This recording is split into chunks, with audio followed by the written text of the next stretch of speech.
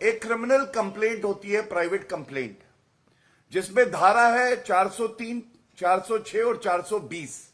खासकर 420 चीटिंग, धोखाधड़ी और बेईमानी। ठीक है, इसमें 7 साल की सजा है। आपको ये जरूर बताना चाहूंगा, ये मुकदमा अभी भी चल रहा है।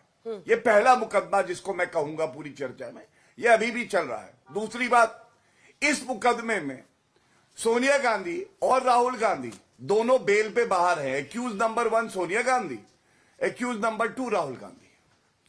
तीसरी बात जो बड़ी है, इस मुकदमे को खत्म कराने के लिए सुप्रीम कोर्ट तक सोनिया गांधी गई, मेरे हाथ में ये आदेश है, और सुप्रीम कोर्ट ने कहा प्रथम दृष्टया ये धोखाधड़ी, जालसाजी, 420 चीटिंग का मुकदमा दिखता है, इसलिए हम राहत नहीं देंगे।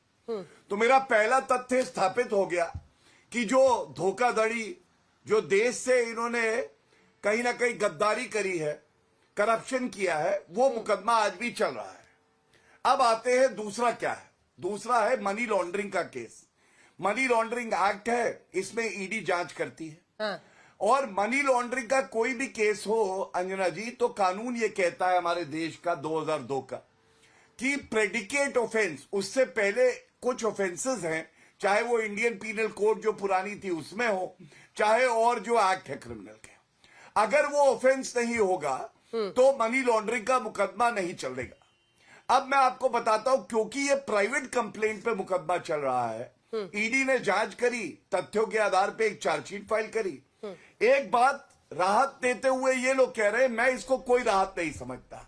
कोर्ट ने ये कहा क्योंकि ये प्राइवेट कंप्लेंट है और ये एफआईआर नहीं है, इसलिए हम कॉग्निजेंस नहीं ले सकते। लेकिन साथ में और क्या कहा, वो बड़ा महत्वपूर्ण है। सबसे पहले कोर्ट ने कहा कि फर्दर इन्वेस्टिगेशन ईडी करता रहेगा, पहली बात।